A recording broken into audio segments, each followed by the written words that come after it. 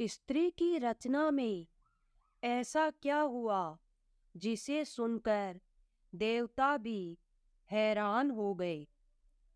ऐसा कहा जाता है कि स्त्रियों को समझना बहुत ही मुश्किल होता है।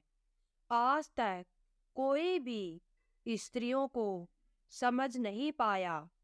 पर क्या आप जानते हैं स्त्री की रचना में ऐसा क्या हुआ था कि देवता भी हैरान हो गए।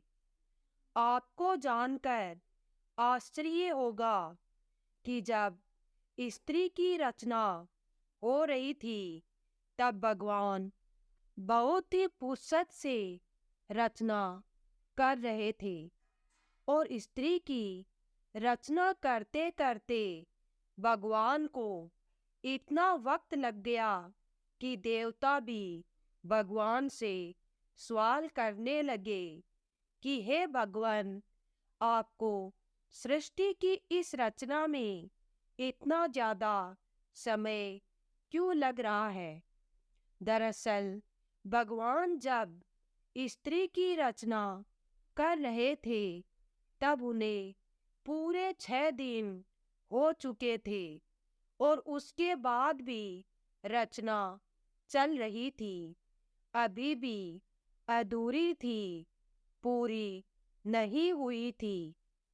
ऐसे में देवदूत प्रश्न करने लगे और विवश हो गए कि क्या वजह है कि भगवान को इतना समय लग रहा है।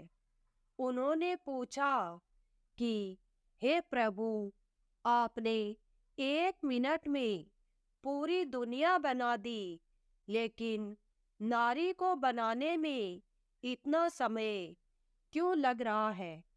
इससे पहले आपने किसी भी रचना में इतना समय नहीं लगाया। तब भगवान ने देवदूत से बोले कि देवदूत, क्या तुमने इसके गुण देखे हैं जिसकी मैं रचना कर रहा हूँ। ये मेरी वो रचना है जो हर हालात में डटी रहती है। हालात कुछ भी हो, अच्छे या बुरे, कभी डिगती नहीं है। हमेशा हर परिस्थिति को संभाले रखती है, फिर चाहे स्थिति कैसी भी क्यों ना हो, सबको खुश रखती है। इसमें इतने गुण हैं कि यह अपने परिवार और बच्चों को एक समान प्यार करती है।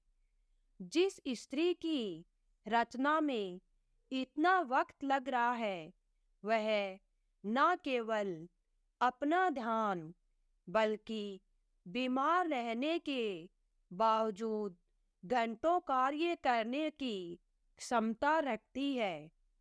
तो देवदूत, तुम ही बताओ कि जिस नारी की मैं रचना कर रहा हूँ उसमें इतना समय लगना चाहिए कि नहीं।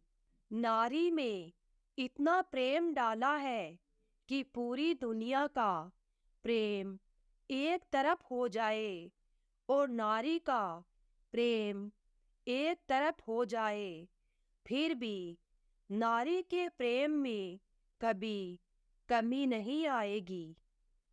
देवदूत ने जब भगवान की इन बातों को सुना तो हैरान रह गए और भगवान से पूछने लगे कि क्या ये केवल 2 हाथों के द्वारा इतना सब कुछ कर सकती है। तो भगवान ने जवाब दिया, देवदूत, बिल्कुल, इस कारण ही तो यह मेरी अद्भुत और सबसे आश्चर्यजनक रचना कहलाएगी।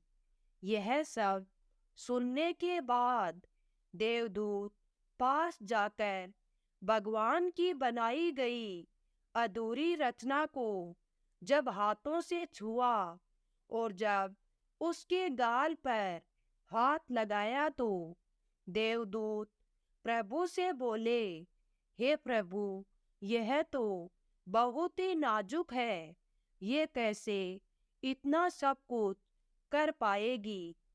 तो भगवान मुस्कुराकर कहते हैं, हाँ, तुम सही कह रहे हो देवदूत। ये बाहर से जितनी नाजुक लग रही है उतनी है नहीं। शरीर और स्वभाव नाजुक जरूर है, पर अंदर से उतनी ही मजबूत है। देवदूत बोले, भगवान, आपकी रचना संपूर्ण है। तो भगवान बोले, नहीं, अभी इसमें एक त्रुटि है। यह अपनी महत्ता भूल जाती है।